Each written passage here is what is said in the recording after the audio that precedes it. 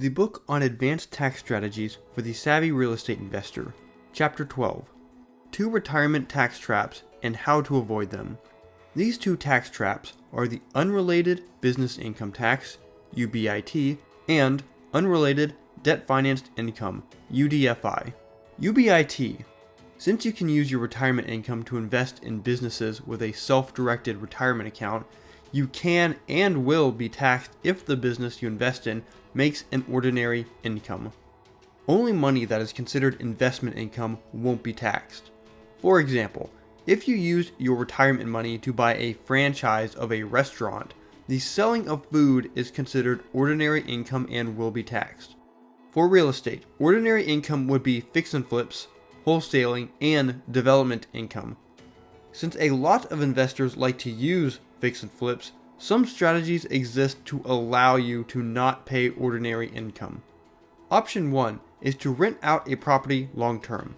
Option 2 is to rent it out, then refinance to take out equity. And option 3 is to rent it out for a year, then sell it. UDFI. This can occur when the retirement account profits invests in assets that use leverage or borrowed money. Concerning real estate, if you used 50% of your retirement account's funds for a property and 50% is from a mortgage, the mortgage side would be taxable. Investing into a property, investing into a syndication that used leverage, or getting a refinance are all ways for someone to have this hidden UDFI tax. Paying all in cash, reducing the debt, and increasing the deductions can help lower the amount taken in UDFI. The good news is that solo 401k plans don't have this issue as long as the debt is part of the acquisition loan. Chapter 13. Use Uncle Sam to help raise money for your real estate deals.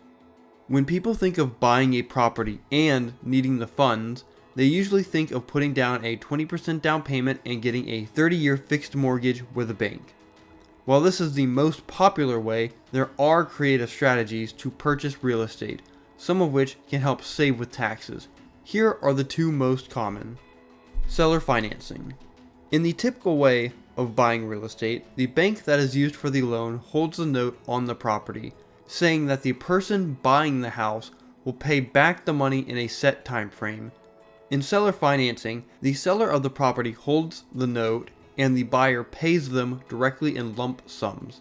The benefit to this is that the buyer can negotiate a lower down payment since this is a deal being made by 2 individuals.